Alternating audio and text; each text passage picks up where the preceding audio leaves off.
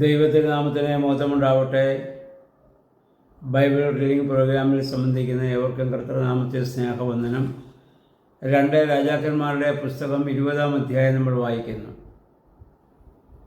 ഹെസ്സക്കിയാ രാജാവിനെ കുറിച്ച് മുമ്പുള്ള അധ്യായങ്ങൾ നമ്മൾ കണ്ടു.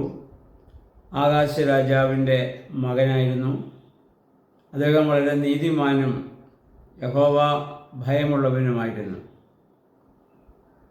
അതുകൊണ്ട് മറ്റുള്ള ആ പ്രതിഷ്ഠകളുടെയൊക്കെ രൂപങ്ങൾ അദ്ദേഹം അവിടെ നിന്ന് നീക്കിക്കളയുകയും മോശ കൊടുത്ത ന്യായപ്രമാണം അനുസരിച്ച് യഹോവയെ ആരാധിക്കുവാൻ ജനത്തെ പ്രേരിപ്പിക്കുകയും അതിനുള്ള സംവിധാനം ചെയ്യുകയും ചെയ്തു. എന്നാൽ ഇപ്പോൾ അദ്ദേഹം രോഗബാധിതനായി മരിക്കാറായി എന്നുള്ളൊരവസ്ഥയിലേക്ക് വന്നു. ഈ സമയത്ത് യെശയ്യാ പ്രവാചകനടുത്ത് എന്നിട്ട് പറയുന്നു, നീ നിൻ്റെ ഗൃഹകാര്യങ്ങളൊക്കെ നീ ക്രമത്തിലാക്കുക, നീ താമസം വിന നീ മരിച്ചു പോകും. അപ്പോൾ ഹെസ്സക്കിയാ രാജാവ് ചുവരിന് നേരെ തൻ്റെ മുഖം തിരിച്ച് കിടന്ന് യഹോവയായ ദൈവത്തോട് കണ്ണുനീരോടുകൂടി പ്രാർത്ഥിക്കുകയാണ്. ദൈവമേ, അങ്ങയുടെ സന്നിധിയിൽ ഞാൻ എത്രമാത്രം നീതിബോധത്തോടും സത്യസന്ധയോടും പ്രവർത്തിച്ചുവെന്ന് അവിടുന്ന് അറിയുന്നുണ്ടല്ലോ. അപ്പോൾ എനിക്ക് അല്പം കൂടി ആയുസ് നീട്ടിത്തരണമെന്നായിരിക്കാം ഹെസ്സക്കിയാ അവിടെ പ്രാർത്ഥിച്ചത്. ഇവിടെ യഹോവയായ ദൈവം യെശയ്യായോട് പറയുന്നു, നീ ഹെസ്സക്കിയായോട് പറയുക, നിൻ്റെ പ്രാർത്ഥന ഞാൻ കേട്ടിരിക്കുന്നു. അതുകൊണ്ട് 15 വർഷം കൂടി നിനക്ക് ഞാൻ ആയുസ് നീട്ടിത്തരും.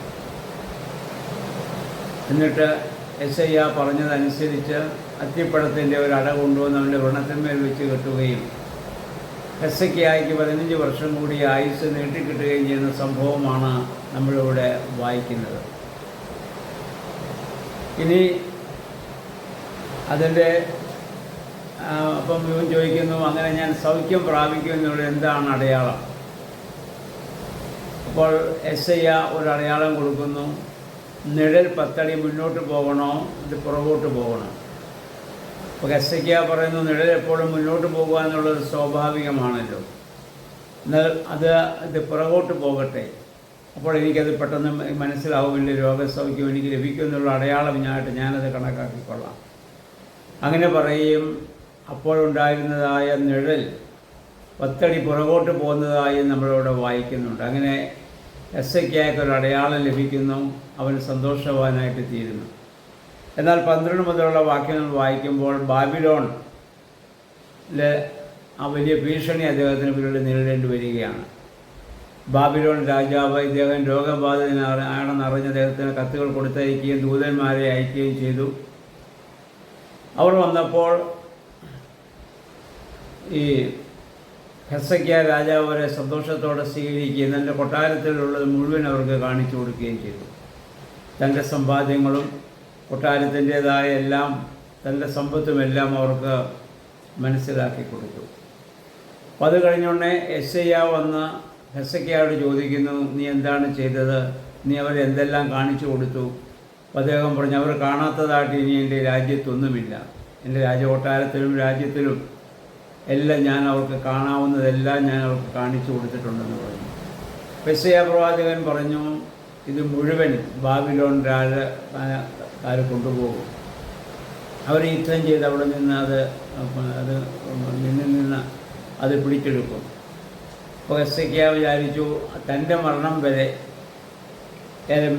തനിക്ക് സമാധാനത്തോടെ ജീവിക്കാമല്ലോ, അതിനുശേഷം പോകുന്നെങ്കിൽ പോകട്ടെ. പലപ്പോഴും നേതൃത്വത്തിലുള്ളവരുടെ ഒരു പുതുനിയമ കാലത്തിന് മനോഭാവം നമുക്ക് കാണാൻ പറ്റും. ഞാനുള്ളപ്പോൾ, ഞാൻ ജീവിച്ചിരിക്കുമ്പോൾ കാര്യങ്ങളൊക്കെ ഭംഗിയായിട്ടും ക്രമമായിട്ടും ഒക്കെ പോകണം, അതിനുശേഷം എന്ത് സംഭവിച്ചാലും എനിക്കെന്ത്. അത് ഒരിക്കലും ഒരു നല്ല മനോഭാവമല്ല. പണ്ടത്തെ പിതാക്കന്മാർ ആ തലമുറകളെ മുന്നിൽ കണ്ടുകൊണ്ടാണ് ജീവിക്കുകയും പ്രവർത്തിക്കുകയും ഒക്കെ ചെയ്തത്. എനിക്ക് ശേഷം പ്രളയമെന്നുള്ള മനോഭാവം അവർക്കില്ലായിരുന്നു. ഇവിടെ ഹെസ്സക്കിയാ ചിന്തിക്കുന്നത്, തൻ്റെ കാലത്ത് 15 വർഷം കൂടി ദൈവം ആയുസ് നീട്ടിത്തന്നു, അത് സന്തോഷത്തോടും സമാധാനത്തോടും കൂടി എനിക്ക് കഴിഞ്ഞുകൂടാം. അതിനുശേഷം തൻ്റെ രാജ്യം ബാബിലോൺകാർ പിടിച്ചെടുത്താൽ എനിക്ക് എന്ത് എന്നുള്ളൊരു മനോഭാവം, അതൊരു ശരിയായ മനോഭാവമല്ല. നമ്മുടെ കാലത്ത് കഷ്ടം അനുഭവിക്കേണ്ടി വന്നാലും നമുക്ക് ശേഷം ഉള്ള തലമുറകൾ അനുഗ്രഹം പ്രാപിക്കണമെന്നുള്ള മനോഭാവമാണ് യഥാർത്ഥ മനോഭാവവും ദൈവത്തിൽ ആശ്രയിച്ചുള്ളതായ ജീവിതത്തിൻ്റെ ഫലവും അതാണ്, അഥവാ അതായിരിക്കണം. എനിക്ക് ശേഷം എന്തും സംഭവിക്കട്ടെ എന്നുള്ളതല്ല, എനിക്ക് ശേഷം എല്ലാം നന്മയായിട്ട് വരണം. അതിനെ മുന്നിൽ കണ്ടുകൊണ്ട് ചിന്തിക്കാനും പ്രവർത്തിക്കാനും നമുക്ക് സാധിക്കുക എന്നുള്ളതാണ് ഒരു നേതൃത്വത്തിൻ്റെ ഗുണമെന്ന് പറയുന്നത്.